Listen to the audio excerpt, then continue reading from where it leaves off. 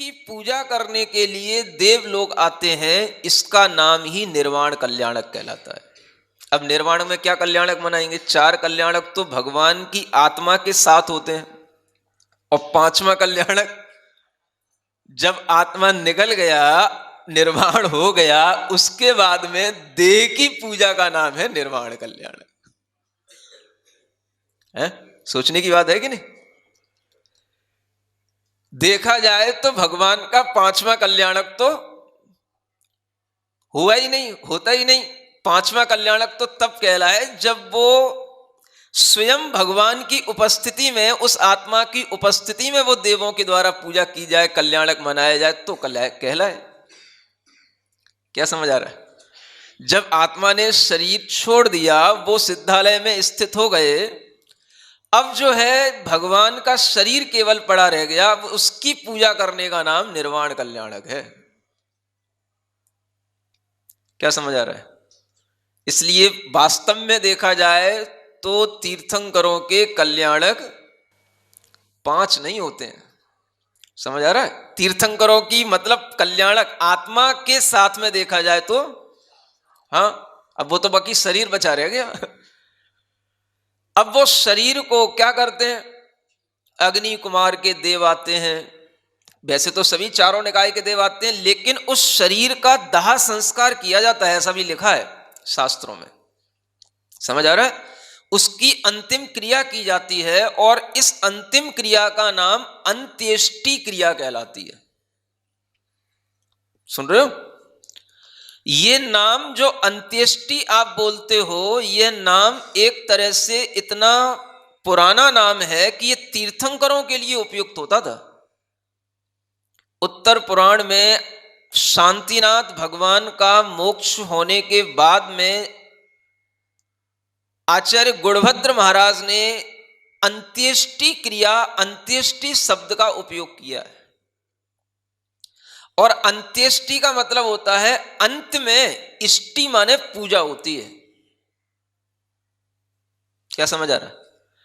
अंत में होने वाली जो पूजा है, देह की जो अंत में पूजा हो रही है, उसका नाम वस्तुतः अंत्येष्टि ये शब्द था।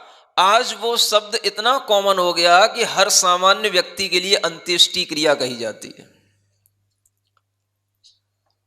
अंतिम संस्कार को अंत्येष्टि क्रिया कह देते हैं। समझ आ रहा है? लेकिन वह अंतिम संस्कार उनका जिनका कि अब जन्म नहीं होगा, जिनका कि यह शरीर आखिरी था, उनके लिए यह अंत्येष्टि संस्कार ये शब्द आया था। ऐसा पवित्र शब्द, ये पूज्य शब्द था, और उसको आज सामान्य लोग अपने लिए प्रयोग कर रहे हैं। ये शब्दों की गिरावट, अर्थों की गिरावट बता रहा हूं। समझ आ रहा है? अंत में होने वाली पूजा, चारों निकाय के देव आते हैं, और वह भगवान का जो अंतिम शरीर है उसको, उसका संस्कार करते हैं। उसमें यह भी लिखा है कि उसको पहले तो एक सुंदर सी पालकी में, देवों के द्वारा पालकी में उस शरीर को लिटाया जाता है, और फिर उसके बाद में उसकी संस्कार क्रिया की जाती है। तो अग्नि कुमार के मुकुटों की, जो मुकुटों से अग्नि निकलती है, अग्नि कुमार देवों से, उस अग्नि के माध्यम से उसका संस्कार होता है। और उस समय पर देवतरु रक्त चंदन काला गुरु सुरभि गो शीर्षहि, ये निर्वाण भक्ति में आचार्य पूज्यपाद महाराज लिखते हैं कि इनके द्वारा भी, माने देवतरु एक बहुत ही सुगंधित पदार्थ होते हैं। ये रक्त चंदन, लाल चंदन, काला गुरु, ये जो अगर धूप होती है ना, जिसको आप अगरबत्ती बोलते हो, काला गुरु एक धूप का नाम है। ऐसे सुगंधित पदार्थों से, चंदन से सुगंधित थे सुरभि गो शीर्षई, ऐसे सुरभित पदार्थों से भगवान की देह को लेपन किया जाता है। फिर उसके बाद में अग्नि संस्कार किया जाता है, और भी अनेक अच्छे अच्छे पदार्थों से भगवान की देह को और क्या किया जाता है? एक तरीके से नहलाया जाता है, पवित्र किया जाता है। ये सब क्रिया जो है उन तीर्थंकर के शरीर के लिए है जिनका कि शरीर परम औदारिक था, अंतिम शरीर था। और फिर उस देह की बिल्कुल जब अंतिम क्रिया हो जाती है तो उसकी जो भस्म बनती है, उत्तर पुराण में तो यहां तक लिखा है कि वो इंद्र लोग उस भस्म को अपने ललाट पर, अपनी भुजाओं पर, अपने हृदय पर भी लगाते हैं। क्या समझ आ रहा है? इस तरह से वह भगवान के शरीर की अंतिम क्रिया वह की जाती है, अंतिम संस्कार किया जाता है, और उसके बाद में वह इसी का नाम पूजा है। और ये पूजा करके फिर वो देव लोग अपने अपने स्थानों पर चले जाते हैं। इसका नाम निर्वाण कल्याणक है। सुन तो लो कम से कम, है? समझ आ रहा है? कहीं कहीं शास्त्रों में यह भी लिखा है, कहीं कहीं कुछ रेफरेंस ऐसे ही मिलते हैं कि भगवान के मोक्ष होते ही वो जो शरीर के परमाणु होते हैं वो अपने स्कंध रूप को छोड़ करके परमाणु के रूप में आ जाते हैं और वो सब बिखर जाते हैं। एक ऐसा भी रेफरेंस मिलता है। समझ आ रहा है? मतलब कि केवल नख केस बचते हैं, बाकी का सब शरीर अपने आप विलीन हो जाता है, कपूर की तरह उड़ जाता है, जो आपने सुन रखा है। ये भी होता है। और ये भी है कि दाह संस्कार की क्रिया होती है, ये भी कई जगह लिखा हुआ है। समझ आ रहा है? तो आप जानो कि क्या हो सकता है, क्या होता है। समझ आ रहा है? जो जो आचार्यों ने लिखा है वो सब पढ़ लो, वो सब सुन लो।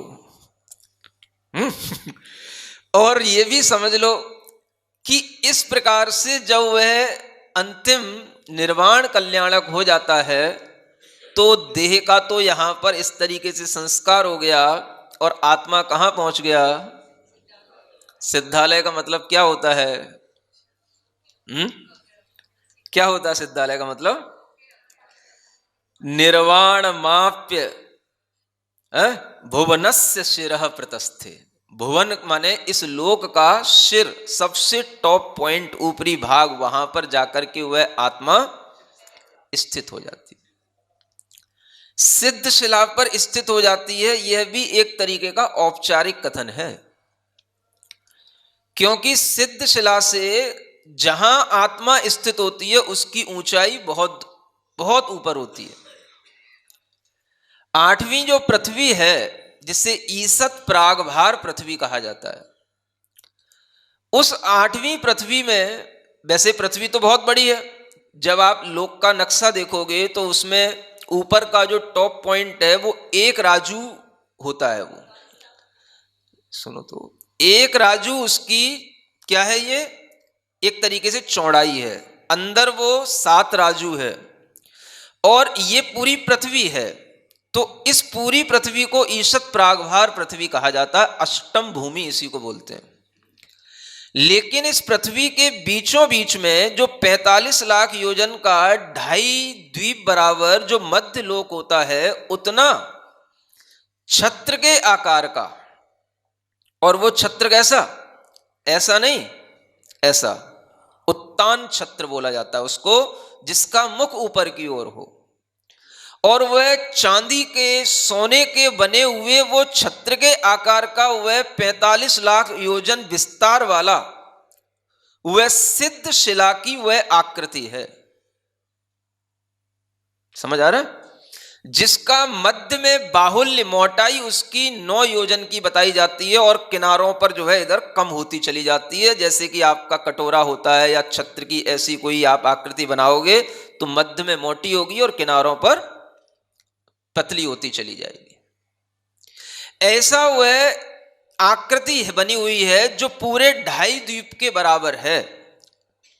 एक राजू तो बहुत बड़ा होता है, जो पूरे लोक की चौड़ाई है, ऊपर जाकर के लोक के ऊपर, और उसमें ये 45 लाख योजन की ये छत्र आकार की यह सिद्ध शिला की आकृति है। इससे भी बहुत ऊपर जाकर के वह तनुवात वलय के अंतिम छोर पर कोई भी सिद्ध आत्माएं होंगे तो उनका सिर स्पर्श करता है।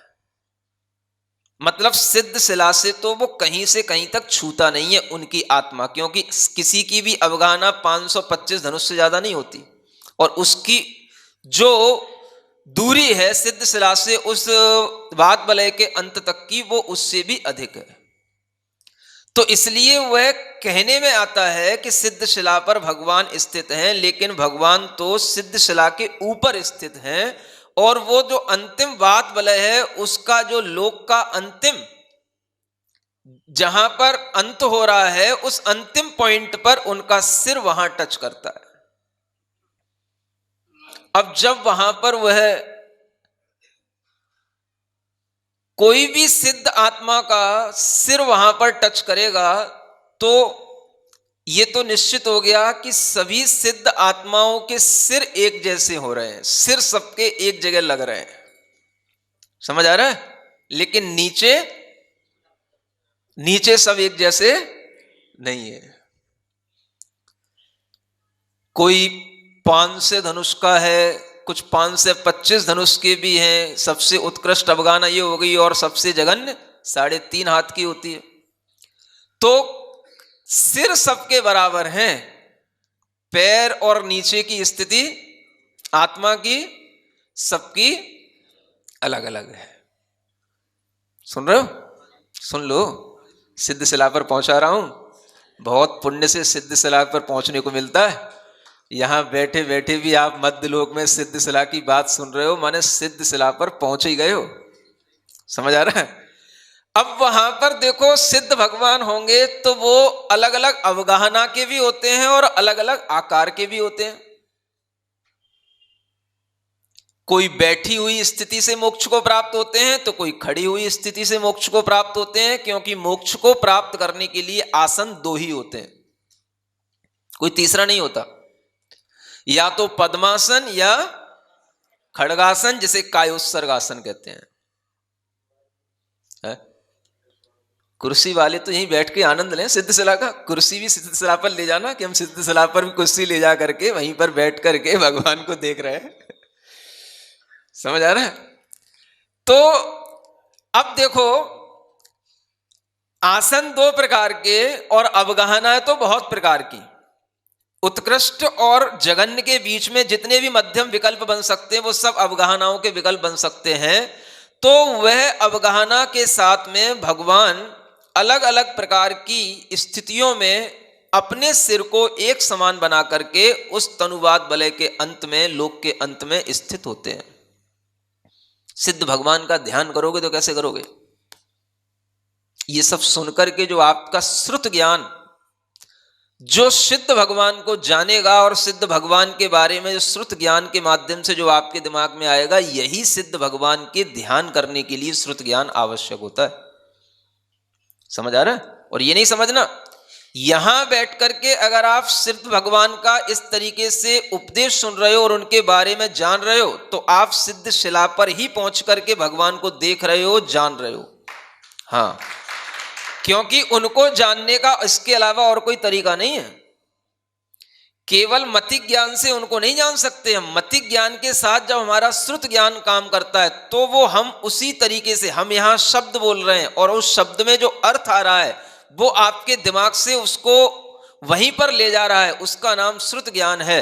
तो उस श्रुत ज्ञान से ही हम अरूपी पदार्थ को भी, अरूपी आत्मा को भी, अमूर्तिक आत्मा को भी जान लेते हैं।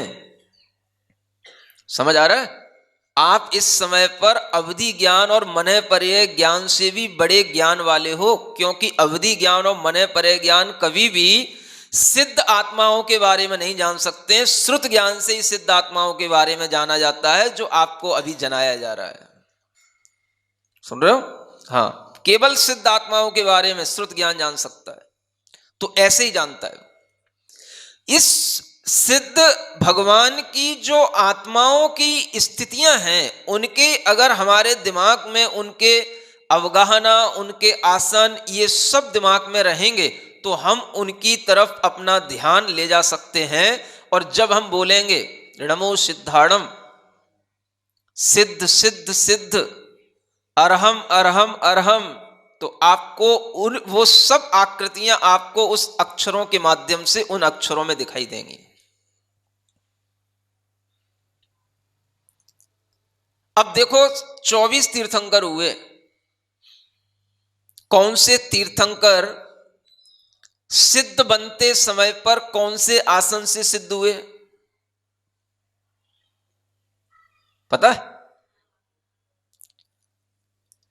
3 तीर्थंकर पद्मासन से बैठ करके मोक्ष गए। सुन रहे हो? पहले आदिनाथ भगवान, 12वें बांसुपूज्य भगवान और 22वें नेमिनाथ भगवान।